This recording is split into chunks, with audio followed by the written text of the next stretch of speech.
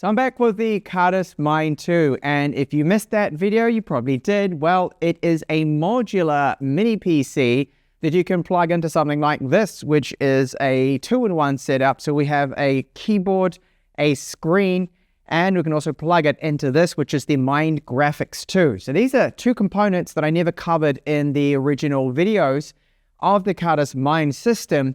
And here we have a GPU that's reasonably potent because it's the RTX 5060 and it's the TI version with 16 gigabytes of RAM, and the spec here for our xPlay, so this is the Mine xPlay, is a 2.8K IPS screen that does have 500 nits of brightness, and it's a 4:3 aspect ratio, and you can see it right here.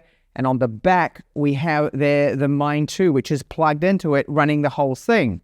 So this is going to give us battery life of around about 3 to 4 hours, which is very good, but you can unplug it then. And I'll just show you now. It's very, very simple just to remove this, pull it from the back, and you can pop it then into the Mine 2 graphics or just plug it into your monitor.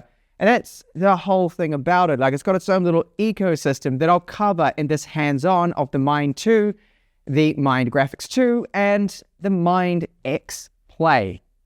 So a couple other things about the Mine xPlay that I have noticed over my week of using it now.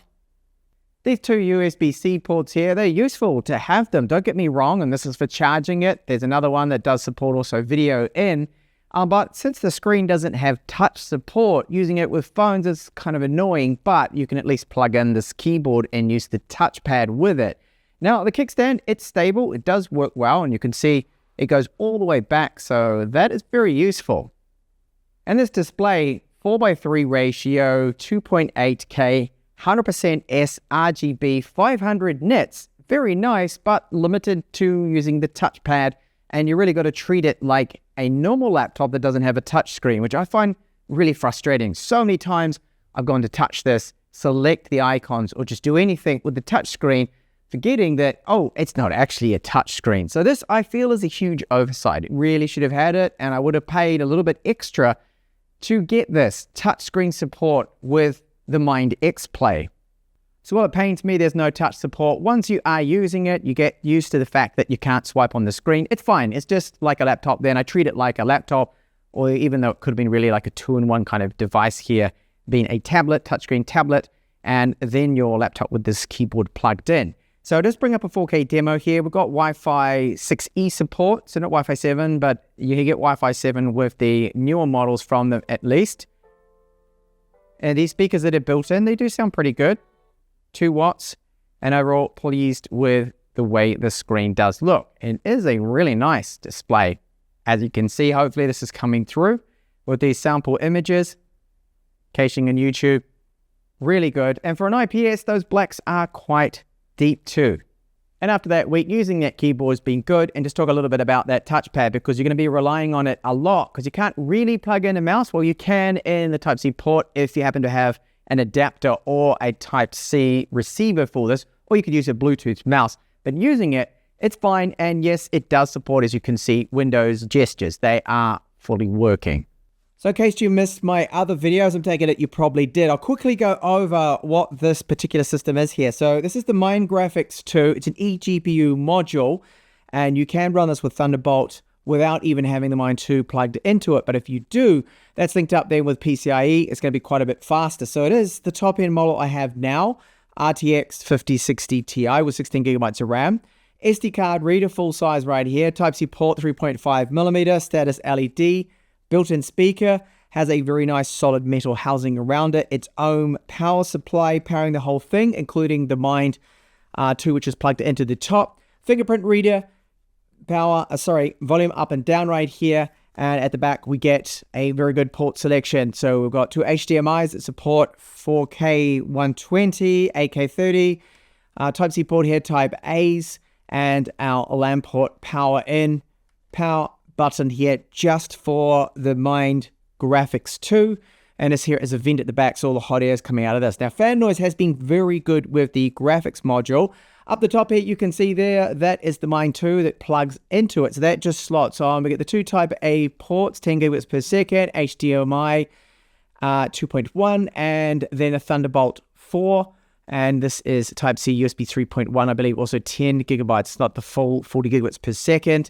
That port there is, and then the one on the front of the dock with that. So this here just removes straight off. You can see there is a little PCIe connector that it has, a special custom one for it, and that is our mini PC here. So this is the Meteor Lake version, and you can get all the way up to Panther Lake with this. But it's currently, while they're having stock issues, there's only, I believe, just a few units in stock for that. You can get the 358H with this, but I have our Ultra 7 155H here. 155 with 64 gigabytes of RAM. So it's a compact unit. Either side, you get the vents right there. And along the bottom, there is room to add an SSD, but it is a 2242 size one. You can see very small, but you're able to expand upon the storage, which is great. You can put 2 terabytes more storage in. This particular model comes with 2 terabytes already installed.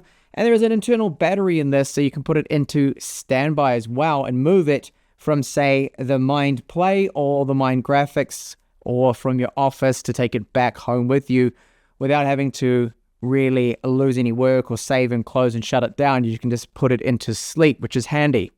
Okay, so here we are in Windows. It's Windows 11 Home, and the Mind 2 does have that 64 gigabytes of RAM. It runs at 7400 mega transfers, so it's quite fast. However, this chip, as I said, is like 3 generations old now. The Ultra 7, or the Core 7 Ultra, should I say, 155H, has 16 cores, 24 threads, turbos up to 4.8 gigahertz. So speed-wise, it's all right. And I'll show you some of those benchmarks soon, but first, the SSD on board. So we do have PCIe 4.0 speeds. Yeah, they're not amazing, as you can see. It could be faster here. At least we have 2 terabytes. So the spec of the storage and the RAM, at least the capacity, is good. So on to some of the benchmarks here that I have run. So first up is Geekbench 6. And you can see here, single core score. Not bad, but bear in mind that the Panther Lake, the new one, which is the Mind Pro, not currently available, but hopefully in the future, they can get close to 3,000, around 3,000, I'm sure, and a multi-core score of between 16,000 and 17,000. So you see that we are falling behind a little bit for performance in 2026. Now, the ARC graphics, this is the big letdown here now compared to what we get with the new Panther Lake chips. They can give us a graphics score of 7,000. Here we're around, well, under half, just over half, sorry.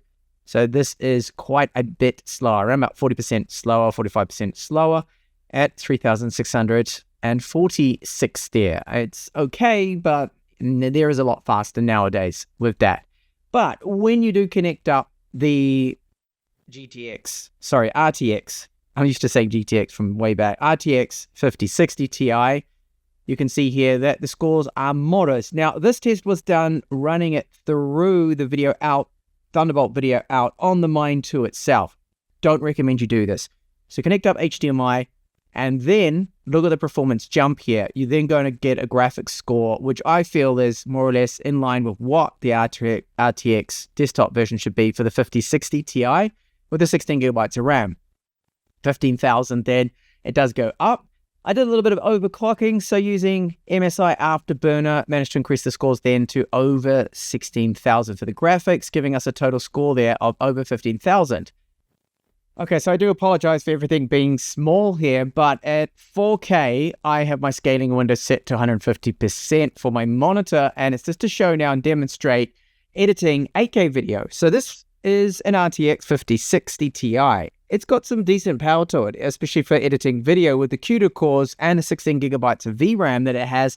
So I have here a lot of footage that is from a drone and the main camera that is in 8K.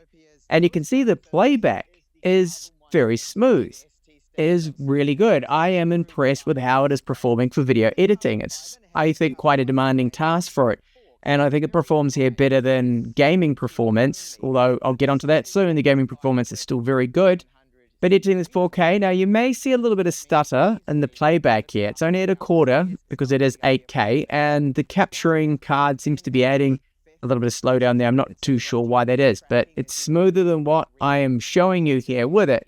And skipping ahead in the timeline, it is very quick. It's not taking long at all. So it's about a second. I can go around this 10-minute timeline. Now, there isn't that much color grading going on, a little bit, and I don't really have any fancy transitions or anything. So that's helping the performance. Now, export times with Adobe Premiere Pro here. This is supporting Intel QuickSync 2 as well with the CUDA cores from NVIDIA. It is very good. It's going to take around about 9 minutes, so just under what the timeline is. The timeline is 10 minutes and 45 or something. And with my desktop PC, which has an RTX 5090, it will do it in just under 6 minutes. So it's about 5 minutes and 49 seconds I have jotted down, which is very quick.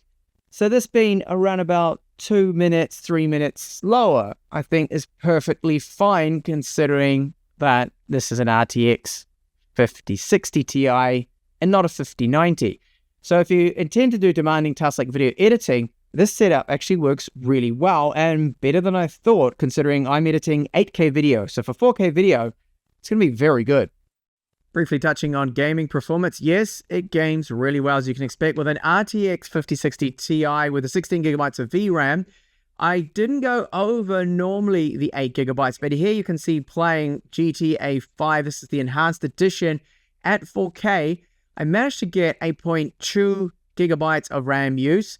So if that was the 8 gigabyte version, I think gaming at 4K, you may run into sometimes some VRAM issues, not enough, affecting the performance perhaps a little, but it was very good. Getting on the high setting preset over 120 frames per second, which is great. That matches my monitor refresh. So the gaming performance, as expected, very good. And titles like The Witcher 3, this again is in 4K. And here, the VRAM use is almost 10 gigabytes. So what I was just saying before, that if this was the 8 gigabyte version, I probably would have run into some performance issues. Now, with the high settings, 4K, it's maxing out around 60 frames per second. I mean, this is a demanding game. Ideally, I would lower the resolution down to something maybe like 1440p. Performance would be better. But these figures that I'm getting here, it's all in line with what an RTX 5060 Ti can do with the 16 gigabytes of RAM. So great gaming performance. Ideal for 1440p gaming, and not really 4K that I'm showing.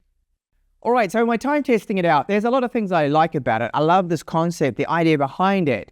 It just needs more polishing, I feel. First, I'll start off with the real positives, that it's very easy to move the unit around. So the Mind 2, you can plug it into the xPlay here and you're up and running, and you're not going to lose your work. You can then plug it into the Mind Graphics 2, and when you're using it and then you decide to remove it, you press the button at the back, a screen will pop up saying, do you wish to disconnect from the graphics? And you can do that. And then you can put it in your pocket, and you've got standby time of, I think it's 22 hours or something, which is very good. And you could plug it into, say, your work desk computer, take it home. You get the idea. But it's a very limited concept, very niche kind of product that I don't believe everyone's going to go for. And it's going to be a very slim market here. Now, the graphics too. This is great. I love the performance over this. So it's a desktop RTX 5060 Ti. The 16 gigabytes of RAM now is very rare to get with this particular GPU. And yes, expensive. So you're looking at approximately $1,500 US for this. The keyboard and the screen setup, I believe, is going to be around $300 US. Then you add the Mind 2. So the Mind 2S or the Mind Pro, which is Panther Lake, currently not available. Those ones will be very expensive. And we're talking like the Panther Lake model with 64 gigabytes. I believe it's going to be over $2,000 US. So you add that up, it becomes extremely expensive to have this kind of setup. And I feel if you're putting down that kind of money, well, I can sing a lot of praise about this. Gaming performance, video editing performance, great. There's not so much. As I pointed out, the magnet's not really strong enough. The fact that it is not touchscreen is a huge oversight, as I mentioned a few times. I'm mind blown by why they didn't make this touch. I don't know why. Maybe the screen, how they got it, whatever, whoever the supplier is, just didn't have the touch digitizer for it. I hope in future models that they add that, because it is something that could work out really well. And of course, work on that pricing, because it's just, wow, it's so expensive. Like all PC tech now, but this is even more so with a whole setup. So it was great for me to finally test it all out here, and I've given you my honest thoughts. So let me know in the comments, would you like something like this? Do you think that you're better off just going to get yourself an RTX 5060 laptop. You definitely are, I would say, unless you needed to have, of course, these separate units. So you can have the Mine 2, just remove that. Then you've got your mini PC, plug it in, take this home. It's really only for that. So thank you so much for watching this video.